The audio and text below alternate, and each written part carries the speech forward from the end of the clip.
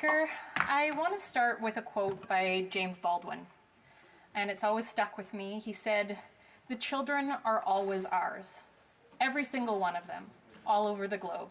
And I'm beginning to suspect that whoever is incapable of recognizing this may be incapable of morality. Mr. Speaker, today we're here to act on behalf of the countless advocates, the families, and most importantly, the children who deserve a future that is free from violence and fear. Bill C-273 will repeal Section 43 of the Criminal Code, and this is the section that makes physical punishment of children legal in Canada.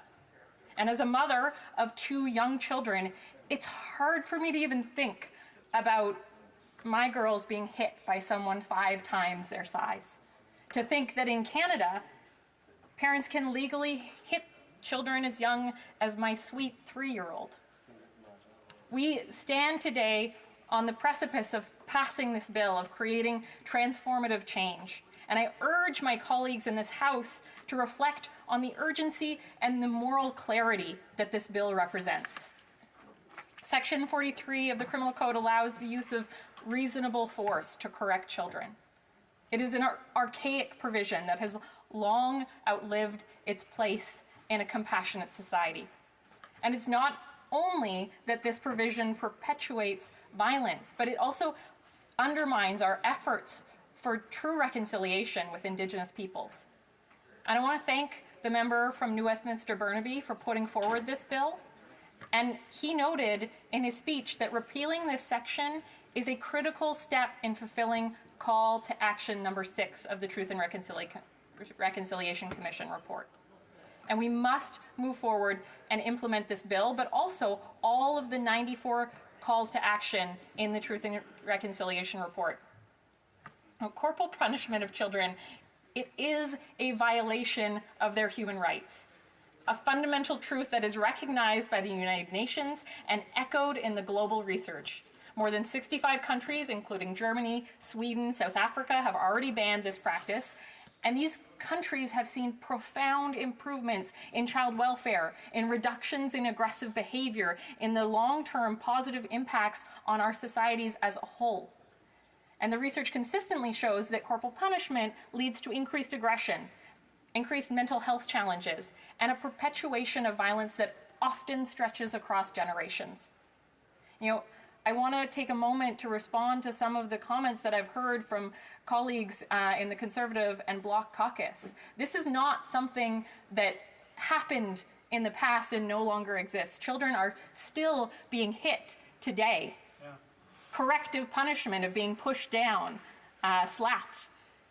And to think that we would accept that a 3-year-old deserves that kind of treatment. Sweden was the first country to prohibit corporal punishment in 1979, and we've not only seen a decrease in physical punishment, but a broader cultural shift. And because the country had an emphasis on public education paired with the legislative ban, this has transformed how parents and society view discipline. As a result, violence against children has decreased significantly, and Sweden is now a global leader in child welfare. And it's not a coincidence. This is the result of legislation that prioritizes the rights of children. And now there is also a significant and well-documented connection between the use of force on children and the perpetuation of intimate partner violence. The research consistently shows that children who are subjected to physical punishment, yes, even corrective physical punishment, are more likely to normalize violence as a means of resolving conflicts. This normalization occurs because children often learn that these behaviors, they learn them through modeling. And when they experience and witness violence in their formative years, they come to see it as an acceptable way to exert control or handle disagreements. And studies reveal that individuals who experience corporal punishment as children are more likely to engage in violent behaviors, including intimate partner violence and sexual assault.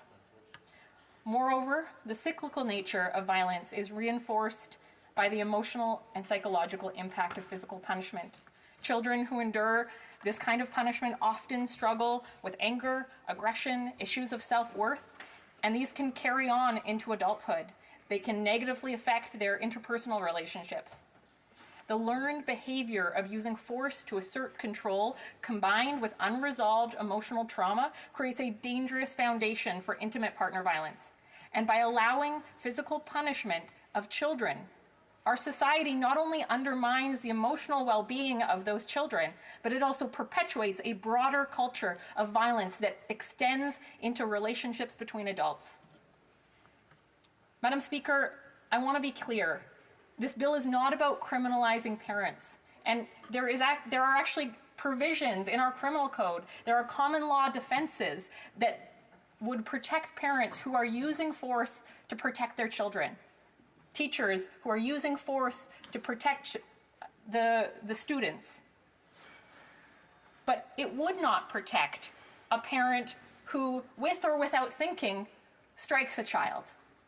It would not protect a teacher who, with or without thinking, holds in a lock or isolates a child, like occurred in Yukon schools very recently. This is not an issue that is decades in the past. This is an issue happening now. And we need to, in fact, this government has a responsibility to provide parents with the resources, the education, and the support that they need to raise their children in a positive and nonviolent environment.